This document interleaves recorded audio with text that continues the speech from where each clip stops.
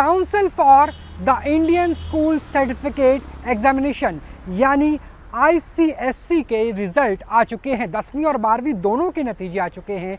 10वीं और 12वीं के स्टूडेंट्स की बात करें तो लगभग 2.5 लाख के आसपास 2,43,000 से ज़्यादा स्टूडेंट्स ने इसकी परीक्षा दी थी, जिसमें से 2,42,000 के आसपास पास हो गए।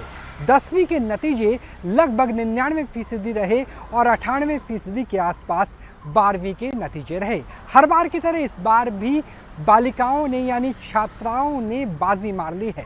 अगर 10वीं के नतीजों की बात करें तो जहां 10वीं के टोटल नतीजों की बात करें तो 99.47% थे, लेकिन उसमें लड़कियों की उत्तीर्ण होने यानी पासिंग परसेंटेज 99.68% रही। जबकि छात्रों की बात करें यानी बॉयज़ के रिजल्ट की बात करें तो 99.38% के आसपास बच्चों का यानी छात्रों का रिजल्ट रहा।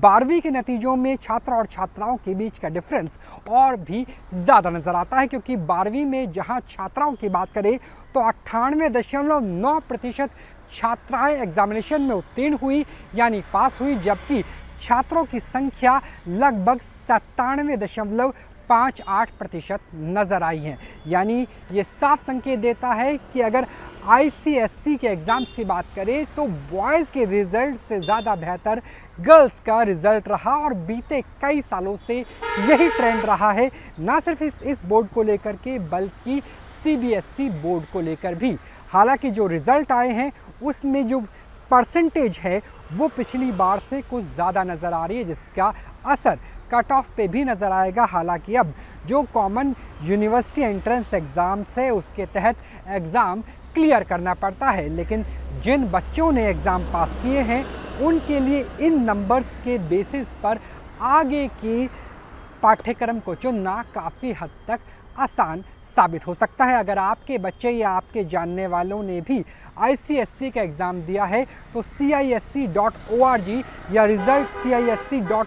पर आप जाकर के अपने एनरोलमेंट नंबर के साथ इस नतीजों को चेक कर सकते हैं, जो आज सुबह 11 बजे ही आ चुके हैं। यानी अब जो नतीजे हैं वो सामने आ चुके हैं, जिसमें ये साबित हो गया है कि छात्राएं छात्रों से ज़्यादा कम से कम अंक गणित के लिहाज से, नंबर गेम के लिहाज से ज़्यादा council for the Indian school certificate examination यानी ICSE के रिजल्ट आ चुके हैं। 10वीं और 12वीं दोनों के नतीजे आ चुके हैं।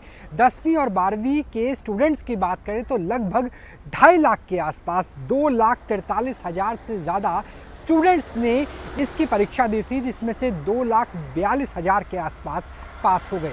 10वीं के नतीजे लगभग 99% रहे और 98% के आसपास 12वीं के नतीजे रहे। हर बार की तरह इस बार भी बालिकाओं ने यानी छात्राओं ने बाजी मार ली है।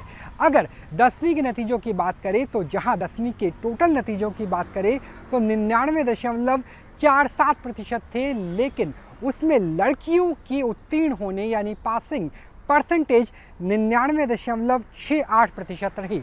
जबकि छात्रों की बात करें यानी बॉयज़ के रिजल्ट की बात करें तो 99.38% के आसपास बच्चों का यानी छात्रों का रिजल्ट रहा। 12वीं के नतीजों में छात्र और छात्राओं के बीच का डिफरेंस और भी ज़्यादा नज़र आता है, क्योंकि 12वीं में जहां छात्राओं की बात करें तो 98.9% छात्राएं एग्जामिनेशन में उत्तीर्ण हुई यानी पास हुई, जबकि छात्रों की संख्या लगभग 97.58% नज़र आई है। यानी ये साफ संकेत देता है कि अगर ICSE के एग्ज़ाम्स की बात करें तो बॉयज़ के रिज़ल्ट से ज़्यादा बेहतर गर्ल्स का रिज़ल्ट रहा और बीते कई सालों से यही ट्रेंड रहा है, ना सिर्फ इस बोर्ड को लेकर के बल्कि CBSE बोर्ड को लेकर भी।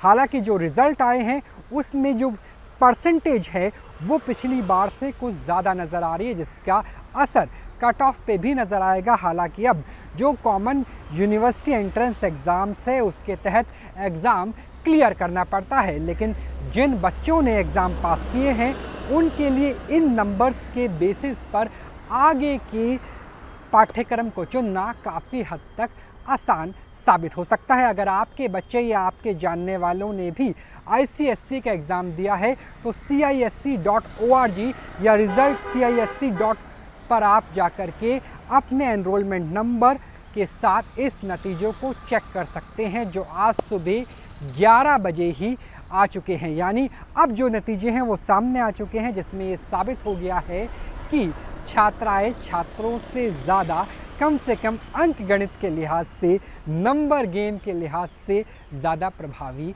नज़र आ रही है।